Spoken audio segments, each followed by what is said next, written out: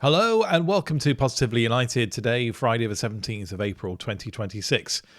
Now, you know that old sort of like, is it an old wives' tale or is it, I don't know what they're called, but you know that thing that bad things always happen in threes. Well, that's certainly the case at United at the moment.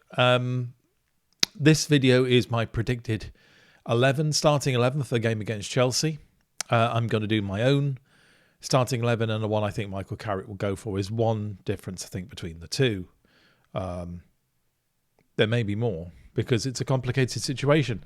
As I said, remember people say that things go wrong in threes.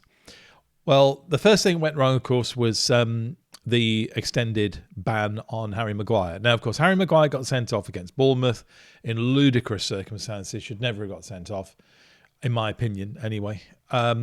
But even more ludicrous was the reaction of the fourth official to Harry Maguire as Harry Maguire was walking off the pitch. Apparently the fourth official at the Bournemouth game was a monk who'd never ever heard any bad language in his life before, and his ears were violated when sturdy yeoman, true Englishman Harry Maguire started using some fruity Anglo-Saxon language to describe his appalling predicament as he was walking off the pitch. And the fourth official, gentle flower that he was, felt compelled to report the incident to the referee. The referee reported the incident to the FA, and the FA decided that they would pretend that the situation wasn't absurd and decided to side with the fourth official. So Harry Maguire gets a totally ridiculous additional game ban. So that's one down of our plethora of central defenders. Remember, we've got five, sort of. We've got De Ligt, we've got Maguire, we've got Martinez, we've got Yoro, and we've got Heaven. Anyway, we're down with one with De Ligt through injury. We're now down two with Maguire. And then, of course, on Monday night, Martinez contrives to regress to a, 16, maybe 17-year-old and gets himself sent off for pulling the ponytail of Dominic Calvert-Lewin. Now, I know I'm in a minority here. I know most people think that the sending off was over the top and wrong. I don't. It was violent conduct. He got sent off. If you get sent off for violent conduct, you get a 3-game ban. Apparently, we appealed, and apparently the appeal was turned down. Did we expect any other outcome in the circumstances? If we did, we were pretty stupid. So he's now banned for 3 games. So we are going into our game against Chelsea tomorrow on Saturday without Maguire and without Martinez. But that's okay because we've still got 2 of our 5 centre-backs. We've still got Yoro, who's been playing regularly recently. He's had nervous starts to games, but he's got through the games. And of course, we've got Aiden Heaven, who was a regular under Amorim. Must feel pretty cheesed off that he hasn't been playing recently. Good chance for him to get back into the team. And then today, this afternoon, after the press conference, we get to hear that Lenny Yoro hasn't travelled down with the squad to Chelsea, to London. Apparently he's injured. And then rumours are swirling around over the last hour or two. I'm recording this at about 9 o'clock here in the UK time, that he's out for the rest of the season. Yeah, bad things happen in threes. Maguire, Martinez, Yoro. So we're going into tomorrow's game against Chelsea, which feels like it's a far more significant game than it felt like a week or a week two away. It feels so much more significant now. We're going into it with what's going to be a pretty makeshift back four. So let's take a look at what my predicted starting 11 is going to be. But before we do, let's just explain why I think tomorrow's game is more significant than I think it otherwise would have been. There's undoubtedly been a downturn in our performances over the last several weeks.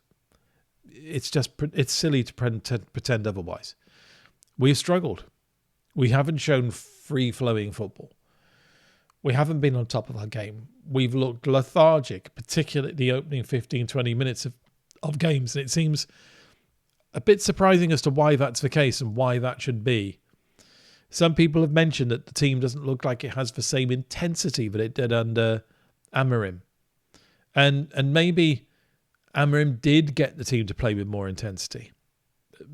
That's not an excuse for Amorim, by the way, because maybe you got one thing right, but you got everything else wrong. But something has been going on at United over the last few weeks. And I actually think, and I mentioned this in my videos about the Leeds game, I think it's starting to impact on Michael Carrick's chances of becoming the permanent head coach. The talk about Nagelsmann being contacted and considered for the job, they seem to be a lot more serious and a lot more solid than they were a couple of weeks or 3 weeks back. I don't discount them at all. I think Nagelsmann is, I think he is in the frame. And I think if the current form continues, and well, let's hope not, but United do start to move down the table and that Champions League position is put in peril, I think Carrick's position starts to look quite flaky. I'm sad to say that, but I think that's probably the direction of travel at the moment unless things change. I don't think it should be, because I've always said that qualifying for Europe is the first test, not qualifying for Champions League. But for some unknown reason, it's become qualifying for the Champions League. We have to finish 5th or above for that to happen. I've got a horrible feeling at the moment that we could finish 4th or 5th, qualified for Champions League. And to many people, it would still seem like a bad end to the season because we were in 3rd. So what has become, we could have gone, a few weeks ago, we could have gone to Chelsea and we could have lost and it wouldn't have made much of a difference. We go to Chelsea now and lose, and it makes quite a difference. It's not inconceivable that we'll end up at the end of this weekend in 5th place. Depending on results, of course, from Aston Villa and Liverpool. And with Chelsea having caught up 3 points on us.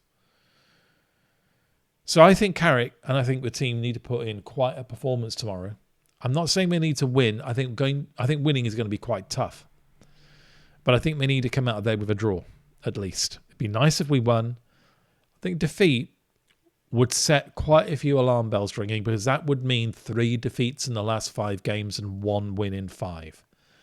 And that does not look like the form to win you the head coach on a permanent basis. So let's have a look at the team that we might be able to put out. I think this is the team that Carrick will pull out. Lammens in goal, obviously. But what about that back 4? Some people are suggesting that Carrick will consider bringing Casemiro into the centre-back position. I don't think there's any chance of that.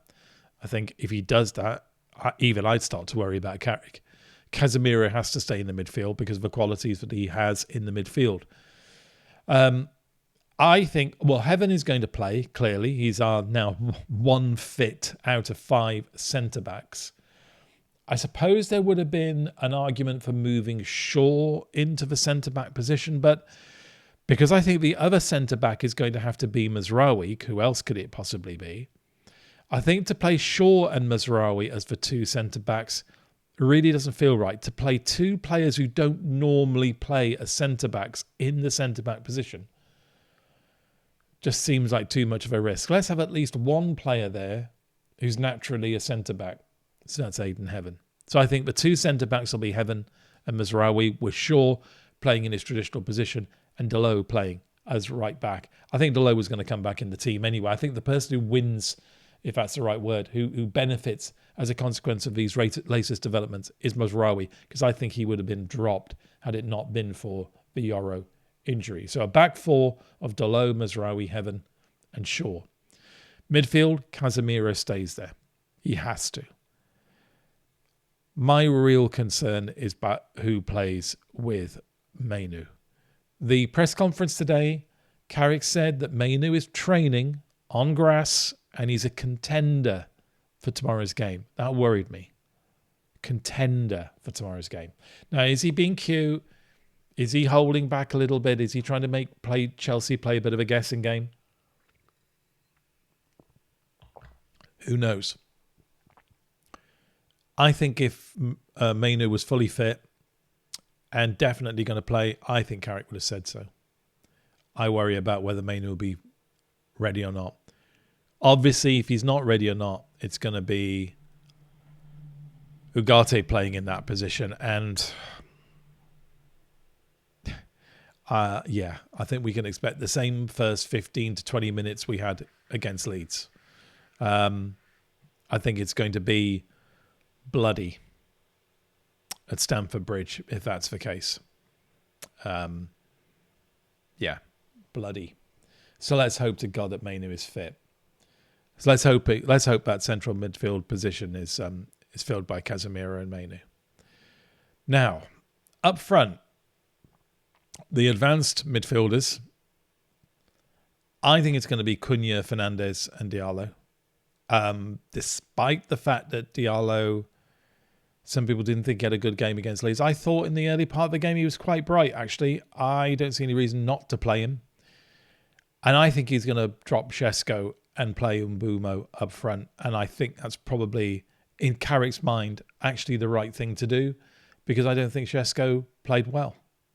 And as I said in my 5 insights from the Leeds game, we've got to answer the dilemma of Šeško. When he starts games, he's ineffective.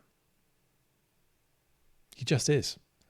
So I think it makes sense in Carrick's mind to go back to this formation, this position which he likes, which is Mbeumo playing up front. So I think that's the starting 11 that Carrick will go with. Lamens, Dalot, Mazraoui, Heaven, Shaw, Casemiro and Mainu, Cunha, Fernandes, Diallo, and Mbeumo. So I mentioned at the beginning of the video I would do something slightly different, and I would. I wouldn't play Diallo because I don't think he's playing well enough at the moment. I would instead, and you're going to have to hear me out on this, I'd play Mount. But the way that I would play Mount is that I would bring Mbeumo over to the right, where I think he's the most effective. I would play Mount on the left, and I would play Cunha as the most advanced player. If you think back to the game against Liverpool at Anfield, where we won 2-1, I think Cunha excelled in that role. He was superb all the way through that game. I think against Chelsea, and things are not going brilliantly well for Chelsea, but there's plenty of quality in that team. I think that formation, I think those players could do really well. So that would be my starting lineup. Lamens, Dalot, Mazraoui, Heaven, Shaw, Mainu, Casemiro, Mount, Fernandes, Mbeumo, and Cunha. I should imagine that one will raise a few eyebrows. But I'm not doing that just to be a contrarian, by the way. I'm not doing that just to make a difference between me and Carrick's 11. That is genuinely the 11 I would go with. The other reason I would go with this 11, by the way, is because I think this would allow Fernandes to go a little bit deeper. I think Mount and Mbeumo come in, if they want to, a little bit more narrow and make us more compact in the middle of the pitch. Yes, these players then go wider when they have the opportunity to do so, and Fernandes can press on.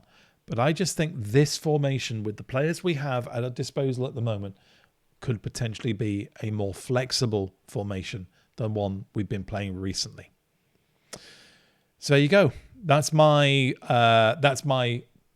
predicted 11. Also, Michael Carrick's predicted 11. Let's get back to the one I think that we'll start with. Which is this. I think this is the one he will go with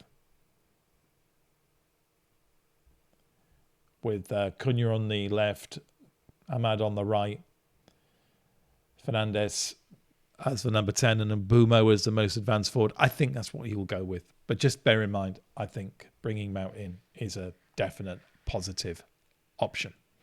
Right, so I'm really looking forward to the game in 2 ways. I think it's a chance for Carrick to get his statement out back on the road to become the permanent manager. I think he needs to use it. But I also think that it's going to be an incredibly tough game. I'm going to put my hands up and say I'll be happy to come out of that game with a draw. Not always happy to say that, to be honest with you. I think United should always be going out there to win. But I think, look, Chelsea have to win. United don't. A draw for United is probably good enough from tomorrow. So a 0-0 or a 1-1, I'm happy. Lovely to see if we could win, though. Really looking forward to the game. Okay, if you like what I do on this channel, if you like this video, please hit the like button. If you like what I do, please subscribe. If you think that somebody else that you know who follows United would also like to watch this channel, please tell them about it and encourage them to subscribe as well. Once you subscribe, hit the bell. That will tell you when I release new videos. Follow me on X, because I try to put something on X nearly every day. And if it's a big story, I'll get to it on X before I ever get to it on YouTube. But until then, until tomorrow, I'll almost certainly see you on the other side of the game with an initial match reaction.